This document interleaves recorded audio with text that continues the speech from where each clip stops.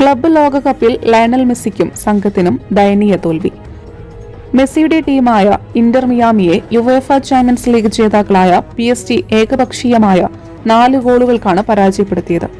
തോൽവിയോടെ മെസ്സിയും സംഘവും ക്ലബ്ബ് ലോകകപ്പിൽ നിന്നും പുറത്തായി. ജയത്തോടെ ഫ്രഞ്ച് വമ്പന്മാരായ PSG ക്വാർട്ടറിലേക്ക് മുന്നേറി. ജാവോ നെവസിന്റെ തകർപ്പൻ ഫെഡറിലൂടെ മിയാമിയുടെ വല കുലുക്കി മത്സരത്തിന്റെ 6-ാം മിനിറ്റിൽ തന്നെ PSG ലക്ഷ്യം വ്യക്തമാക്കി. മൈതാനത്ത് ആധിപത്യം പുലർത്തിയ PSG ആദ്യ പകുതിയിൽ തന്നെ നിരവധി ഗോളവസരങ്ങളാണ് സൃഷ്ടിച്ചത്. 39-ാം മിനിറ്റിൽ തന്റെ 2ാം ഗോളും കണ്ടെത്തി ജാവോ നെവസ് PSGയുടെ ലീഡ് ഉയർത്തി. 44-ാം മിനിറ്റിൽ മയാമി താരം തോമസ് അവേൽസിന്റെ സെൽഫ് ഗോളും PSGക്ക് നേട്ടമായി. ഇഞ്ചുറി ടൈമിൽ അഷ്റഫ് ഹക്കീമിയും ലക്ഷ്യം കണ്ടതോടെ ആദ്യ പകുതിയിൽ തന്നെ 4 ഗോളുകൾക്ക് PSG മുന്നിട്ട് നിന്നു. 2ാം പകുതിയിൽ ഗോൾ മടക്കുക എന്ന ലക്ഷ്യത്തോടെ മെസ്സിയും സംഘവും നിരവധി മുന്നേറ്റങ്ങൾ നടത്തിയെങ്കിലും PSG പ്രതിരോധം ഭേദിക്കാനായില്ല.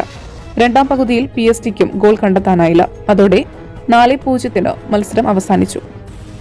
PSG ജയവും ക്വാർട്ടർ പ്രവേശനവും സ്വന്തമാക്കി.